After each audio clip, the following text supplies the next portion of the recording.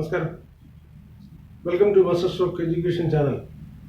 ഇന്ന് നമ്മൾ ബിസിനസ് എക്കണോമിക്സുമായി ബന്ധപ്പെട്ട് അടുത്ത ലെസണിലേക്ക് കിടക്കുകയാണ്.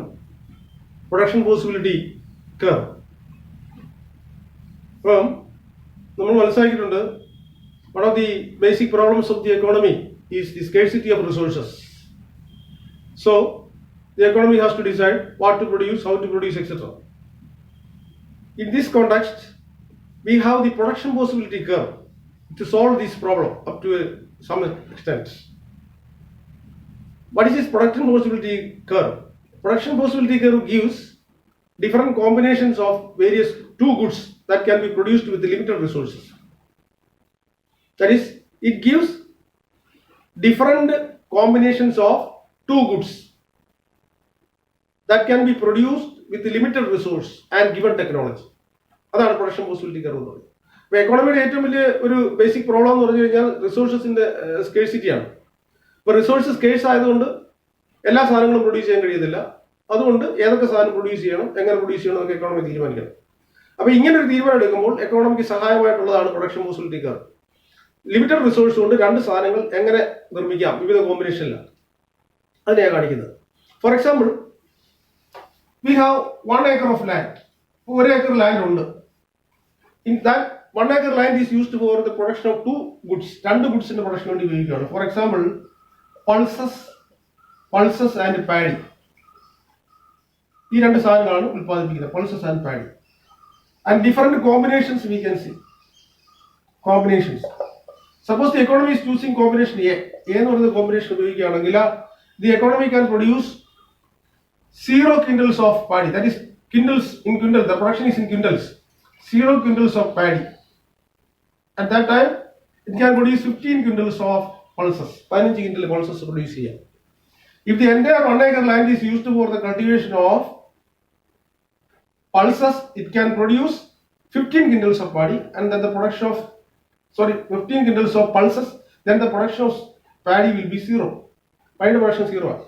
Paddy മൊത്തം ലാൻഡും പൾസസിന് വേണ്ടി ഉപയോഗിക്കുക. അപ്പോൾ 15 കിൻഡൽ പാഡി ഉത്പാദിപ്പിക്കാം. അപ്പോൾ 15 കിൻഡൽ പൾസസ് ഉത്പാദിപ്പിക്കാം. അപ്പോൾ പാഡിയുടെ പ്രൊഡക്ഷൻ 0 ആണ്. ഇനി നമ്മൾ we are choosing the combination B. At that time we are producing 1 unit of paddy. 1 unit paddy produce ചെയ്യുകയാണ്. At that time the production of pulses will come down to 12 കിൻഡലായിട്ട് കുറയുന്നു. അപ്പം ഒന്നിന് വേണ്ടിയിട്ടുള്ള ലാൻഡ് കൂടുതൽ, ഈ 1 ഏക്കർ ലാൻഡിലെ കുറച്ച് സ്ഥലം പാഡിക്ക് വേണ്ടിയിട്ട് ഉപയോഗിച്ച് കഴിയുമ്പോൾ ഇതിന്റെ 12 ആയിട്ട് കുറഞ്ഞു. Suppose again we are increasing the production of paddy to 2 quintal, 2 കിൻഡലായിട്ട് കൂട്ടുകയാണ്.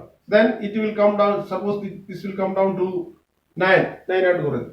ഇത് 3 ആയിട്ട് കൂട്ടിക്കഴിഞ്ഞാൽ suppose it will come to 6 or 5 ആയിട്ട് കുറയുന്നു. D. If we increase the production of paddy to 4 quintals, then the production of pulses may be 0.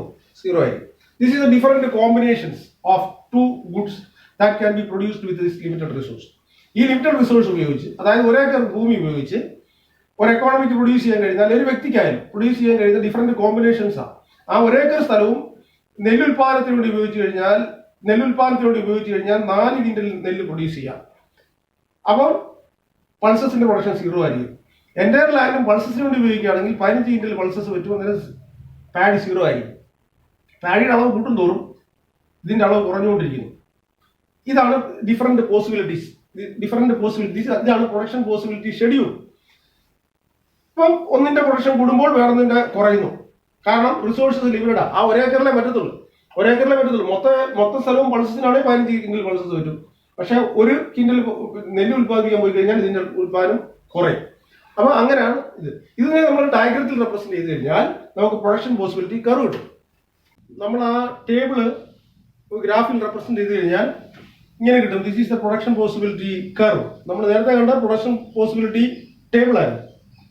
ആ ടേബിളിനെ നമ്മൾ ഡയഗ്രത്തിൽ represent ചെയ്ത് കഴിഞ്ഞപ്പോൾ we get the production possibility curve. This is the production possibility curve. നമ്മൾ ആ കാണിച്ച figure തന്നെ. When using the entire 1 acre of land for the production of pulses, we get 15 quintals of pulses. Then the production of paddy will be 0. The paddy is measured in the x-axis and pulses in the y-axis. അപ്പോൾ 15 കിൻഡൽസ് pulses കിട്ടുന്നു. അപ്പോൾ 0 ആയിരിക്കും പാഡിയുടെ production ഇവിടെ നിൽക്കും. When we increase the production of paddy to 1 quintal, 1 കിൻഡലായിട്ട് ഇങ്ങോട്ട് വന്നു കഴിഞ്ഞാൽ production of pulses will come down to 12, 12 കുറയും. When we again increase the production of paddy to 2 കിൻഡലായിട്ട് കുറച്ചു കഴിഞ്ഞാൽ the production of pulses will come down from 12 to 9, 9 കുറയുന്നു. പിന്നെ നമ്മൾ അത് 3 യൂണിറ്റ് ആക്കാൻ പോയി 3 കിൻഡൽ ആക്കാൻ പോയി കഴിഞ്ഞാൽ പാടി 3 കിൻഡൽ ആയി കഴിഞ്ഞാൽ the production of pulses will come down to 5. And if we use the entire land for the cultivation of paddy, we will get 4 quintals of paddy, 4 quintal paddy കിട്ടും. അപ്പം entire land പാഡിക്ക് വേണ്ടി ഉപയോഗിച്ചാൽ 4 കിൻഡലും entire land പൾസസിന് വേണ്ടി ഉപയോഗിച്ചു കഴിഞ്ഞാൽ 15 കിൻഡലും. In between that there are so many alternative production possibilities. പല alternative production possibilities ഉണ്ട്. അതിലെ വിവിധ എണ്ണം നമ്മൾ കാണും. ഈ ടൈമിലുള്ള ഏതെടുത്ത് കഴിഞ്ഞാലും ഒരു പോസിബിലിറ്റി ആയിരിക്കും. ഇതാണ് പ്രൊഡക്ഷൻ പോസിബിലിറ്റി കർവ് എന്ന് പറയുന്നത്. Suppose the economy is choosing a point like this. ഇവിടെ ഒരു പോയിന്റ് എടുക്കുകയാണ്, ഈ എഫ് എന്ന് പറയുന്ന point inside the production possibility curve. And this means that the economy is not utilising the resources fully. Resource ഫുള്ളായിട്ട് ഉപയോഗിക്കുന്നില്ല.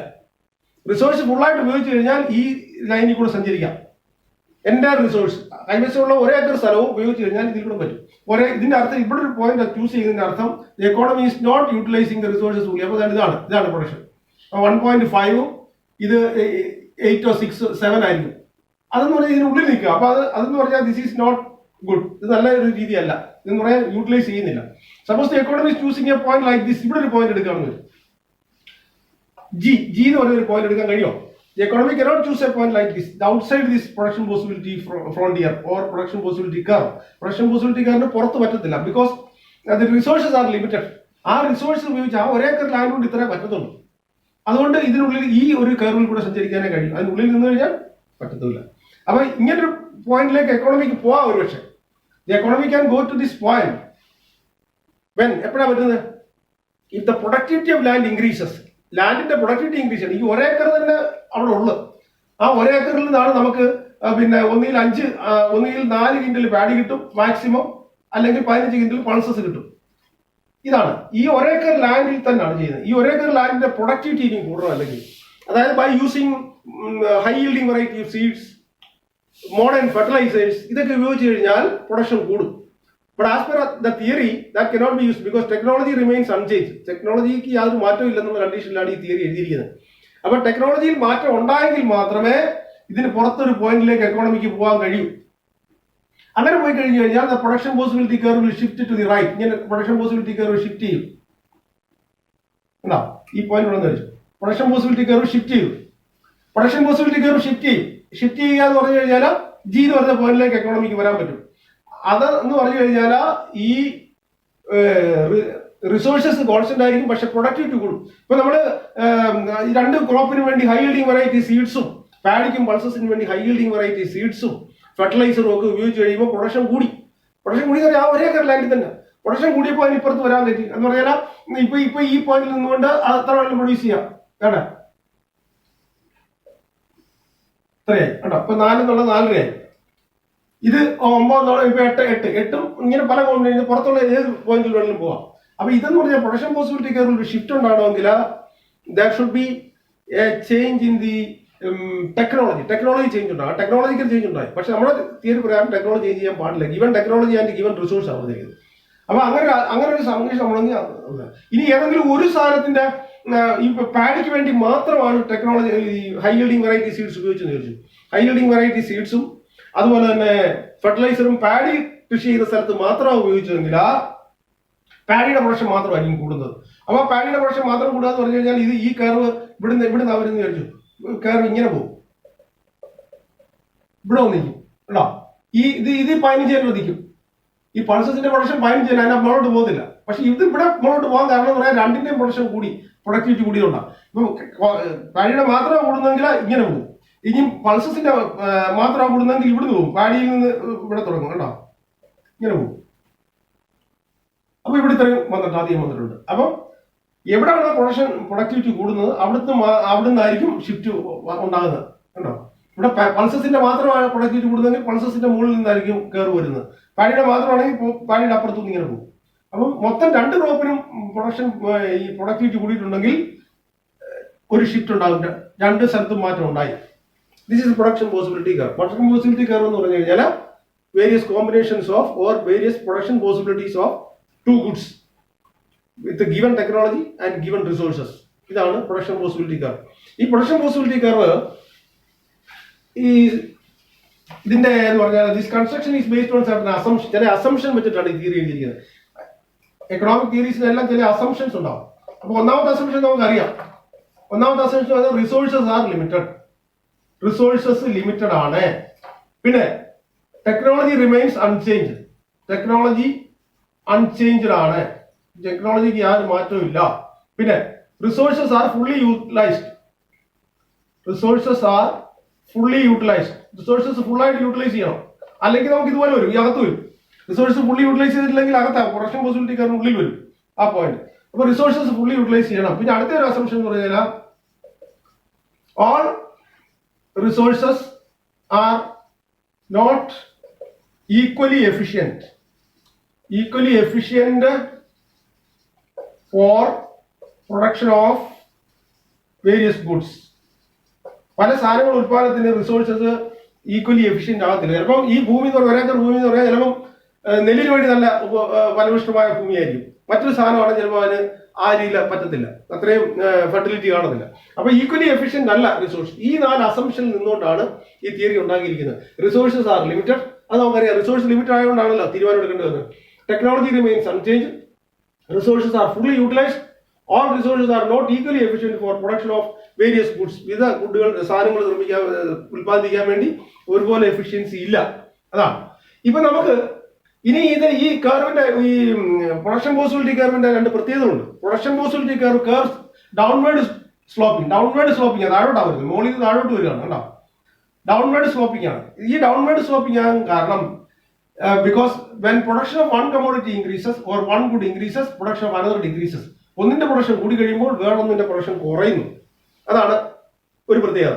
അതുകൊണ്ടാണ് ഇങ്ങനെ ഡൗൺവേർഡ് സ്ലോപ്പിംഗ് വരാൻ കാരണം. The production possibility curve slopes downward because when production of one good increases the production of another good decreases. അതുകൊണ്ടാണ്. പിന്നെ അടുത്തതെന്ന് പറഞ്ഞു കഴിഞ്ഞാൽ production possibility curve is concave to the origin. Origin concave ആണ്. because the marginal rate of opportunity cost എന്ന് പറയുന്നുണ്ട്. opportunity cost, marginal rate of opportunity cost tends to rise. opportunity cost കൂടിക്കൊണ്ടിരിക്കും. അതുകൊണ്ടാണ് opportunity cost എന്ന് പറഞ്ഞു കഴിഞ്ഞാൽ the unit of one commodity sacrificed for the production of another commodity. ഒരു കമ്മോഡിറ്റിയുടെ quantity sacrifice ചെയ്യുന്നു മറ്റൊന്നിന്റെ ഒരു യൂണിറ്റോ അതിൽ കൂടുതലോ പ്രൊഡ്യൂസ് ചെയ്യുന്നതിന് വേണ്ടി. The rate at which the quantity of one commodity is sacrificed for producing one or more unit of another commodity. ഇപ്പൊ നമ്മൾ നോക്കി, പൾസസിന്റെ 15 എന്നുള്ള 12 കുറച്ച് കഴിഞ്ഞപ്പോഴാണ് ഒരു യൂണിറ്റ്. ഇപ്പൊ ഒരു യൂണിറ്റ് പ്രൊഡ്യൂസ് ചെയ്യാൻ വേണ്ടി ഇവിടെ 3 യൂണിറ്റിന്റെ സാക്രിഫൈസ് ഉണ്ടായത്. അപ്പൊ economy has to sacrifice 3 units of or 3 quintals of pulses for producing 1 quintal of paddy. 1 കിൻഡൽ പാടി പ്രൊഡ്യൂസ് ചെയ്യുന്നതിന് വേണ്ടിയിട്ട് 3 കിൻഡൽ പൾസസിനെ സാക്രിഫൈസ് ചെയ്യേണ്ടി വന്നു. This is the opportunity cost. ഇതാണ് ഓപ്പർച്യൂണിറ്റി കോസ്റ്റ് എന്ന് പറയുന്നത്. ആ സാക്രിഫൈസ് ചെയ്തത് ഏതാണോ അതാണ് ഓപ്പർച്യൂണിറ്റി കോസ്റ്റ് ആയിട്ട് വരുന്നത്. അതായത് ഓപ്പർച്യൂണിറ്റി കോസ്റ്റ് എന്ന് പറഞ്ഞാൽ marginal unit of opportunity cost tends to rise. എന്നാൽ ഓപ്പർച്യൂണിറ്റി കോസ്റ്റ് കൂടുതലാണ്. ഇവിടെ ഒന്നിനു വേണ്ടി ഇവിടെ 3 സാക്രിഫൈസ് ചെയ്തത്. അപ്പൊ ആ സാക്രിഫൈസ് ചെയ്യുന്നത് കിട്ടുന്നതിനേക്കാൾ കൂടുതലാണ്. അതുകൊണ്ടാണ് നമ്മൾ പിന്നെ ഈ ഓപ്പർച്യൂണിറ്റി കോസ്റ്റ് കൂടുന്നതുകൊണ്ടാണ് ഇത് ഇങ്ങനെ കോൺകേവ് ടു ദി ഒറിജിൻ എന്ന് പറയാൻ കാരണം. അപ്പൊ ഓപ്പർച്യൂണിറ്റി കോസ്റ്റ് മാർജിനൽ MOC എന്ന് പറയും, marginal opportunity cost. Marginal opportunity cost കണ്ടുപിടിക്കാൻ ഒരു ഫോർമുല ആണ് delta by Y delta X. Delta by Y Y by delta X എന്ന് പറഞ്ഞാൽ ഇതെന്ന് പറഞ്ഞാൽ അഡീഷണൽ ലോസ് ആണ്, സാക്രിഫൈസ് ചെയ്തതാണ്. ഇപ്പൊ സാക്രിഫൈസ് ചെയ്തതെന്ന് പറഞ്ഞാൽ ഇവിടെ നോക്ക്, ഇവിടെ സാക്രിഫൈസ് ചെയ്തത് 3 സാക്രിഫൈസ് ചെയ്തത്. സാക്രിഫൈസ് ചെയ്ത് കഴിഞ്ഞപ്പോൾ അതാണ് ഡെൽറ്റ വൈ എന്ന് പറയുന്നത്. The quantity sacrificed is delta Y and quantity produced is delta X. Quantity produced 1. therefore MOC marginal opportunity cost is equal to 3/1, that is 3. ഇതാ സംഭവിക്കുന്നത്. അപ്പൊ മാർജിനൽ ഓപ്പർച്യൂണിറ്റി കോസ്റ്റ് കൂടിക്കൊണ്ടിരിക്കും. അതുകൊണ്ടാണ് ഇത് കോൺകേവ് ടു ദി ഒറിജിൻ എന്ന് പറയുന്നത്. ഇതാണ് 2 പ്രത്യേകത. അപ്പൊ ഈ പ്രൊഡക്ഷൻ പോസിബിലിറ്റി കർവ് 3-4 അസംഷന്റെ പിന്നിലാണ് ഉണ്ടാക്കിയിരിക്കുന്നത്. അതായത് നമ്മൾ നേരത്തെ പറഞ്ഞു റിസോഴ്സസ് റിമൈൻസ് അൺചേഞ്ച്ഡ്, അതുപോലെ തന്നെ ടെക്നോളജി റിമൈൻ അൺചേഞ്ച്ഡ്, പിന്നെ എൻ്റെ resources are utilised and the resources are not equally efficient. പിന്നെ അത് കഴിഞ്ഞിട്ട് ഈ കർവിൽ രണ്ട് പ്രത്യേകത എന്ന് പറഞ്ഞാൽ ഇറ്റ് സ്ലോപ്സ് ഡൗൺവേർഡ്.